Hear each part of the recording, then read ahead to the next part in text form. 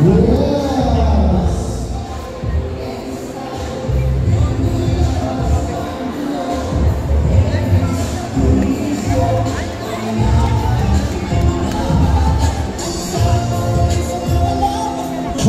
ka mga minisinahan ng laban mo, Congressman Ernest Junicio, dahil sa pagmamahal at nasakit ng kapwa nating batang mundo.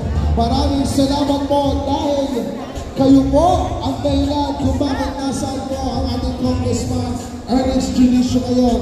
Kaya naman bilang ganti at pagmamahal, regalong handog sa umagang ito, tanggapin niyo po na mula sa puso ng ating Congressman Ernest Junicio ang Junicio!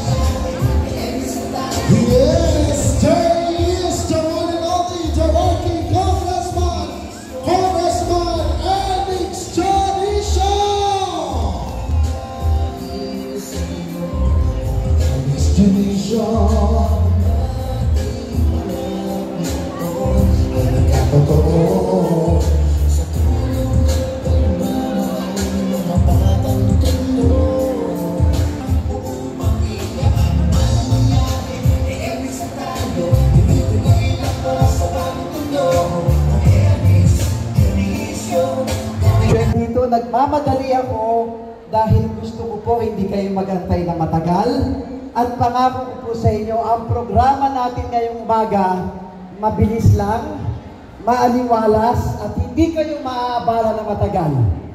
5 oras lang ako magsasalita dito.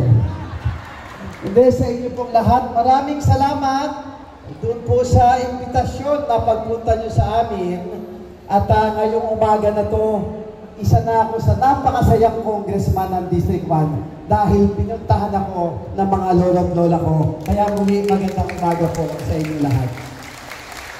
De kanina lang, bago po ako dumating dito, kasama ko po yung tatay Jonix ko, si Erning, at si Nanay Dinsay ko. Sino may kilala kay Erning Junicio? Tatay ko. O yun, karamihan sa senior, yan ang mga kabats nyo, tama po ba? Si Tatay Jonix ko kasi, lagi niya sa akin sinasabi, "Nak, kami ng nanay mo, senior citizen na.